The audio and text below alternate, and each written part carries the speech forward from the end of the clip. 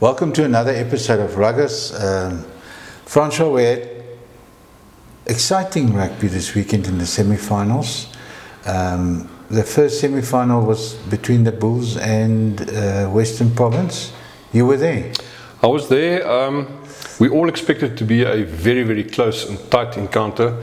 So yes, we were very surprised when by 8 minutes into the first half, the Bulls were up 17, I think 0, if I remember correctly, on the scoreboard. They came out blasting on all cylinders, hard running rugby, exposing Province's lack of defence in the midfield and out wide. And they played running rugby, played the ball wide, very little kicking. Eventually they took Province the opportunity to capitalise on the penalties in the Bulls half and quarter, got onto the scoreboard themselves. And I think by late into the game, if I remember correctly, it was 48-19.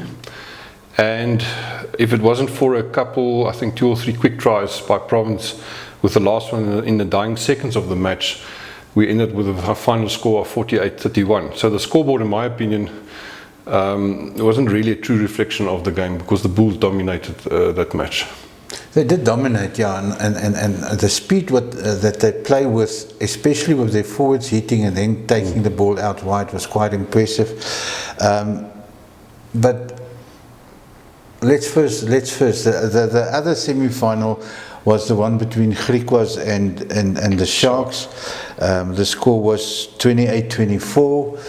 Griquas scored a try at the end. Also, I think personally, the Sharks was all over the Griquas. A lot of scoreboard pressure from the first minute. The Sharks were dominating the first 7 minutes. Thereafter, Griquas came back, but they couldn't score. Yeah, and also a lot of unforced errors. Well, let's argue the unforced errors, but errors by Griquas, which is probably brought on by good defence from the Sharks, and the Sharks then capitalising on those errors. What impressed me of the Sharks was the calmness in what they played. I mean, they were under pressure for most of the match. Griquas was in it for most of the match. The last 10 minutes of the first half, the Sharks scored 2 quick tries. That basically won them the game.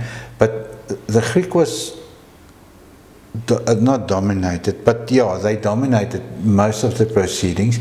But the Sharks was calm, collected, and went through their stuff. And good win for the Sharks, in my opinion. Yes. What type of rugby can we expect for the final then? Bulls Sharks at Loftus. Yeah, I personally think the Bulls won't be able to dominate the Sharks like they did Western Province. Western Province had to make the game quick in order to counter the strength of the Bulls' pack of forwards. I think the Sharks will be able to meet them to a certain extent up front. So I think we'll see more Sharks-Griquas game than the Western Province Blue Bulls game. Okay, so low scoring. I won't say low scoring. 28-24 is not low scoring. It's 52 points. But well, judging on all the scores during the Currie Cup so far, that's low score. Yeah, Anyway. I don't know if Jake is going to play our normal final rugby. I doubt it very much.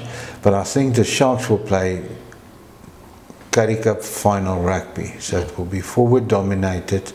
I mean, they've got a good loose drew, not as good as the Bulls, but a very good loose drew, very good pack of forwards. And yeah, I think they're going to take them on up front. I have a feeling that whoever's going to be able to turn balls at the breakdown is going to win the match. I think it's going to come down to that. It's going to be a tight affair. I think the Bulls will stick to their winning game plan. I don't think Jake will make any sudden changes in the game plan. But yeah, likewise for the Sharks. Yeah, listen, the Bulls has got a very good loosies, a really good loosies. Eldrich Lowe is every game he is improving at number 8 in such a manner that it becomes very difficult to pick between him and Ivan Roos at this stage.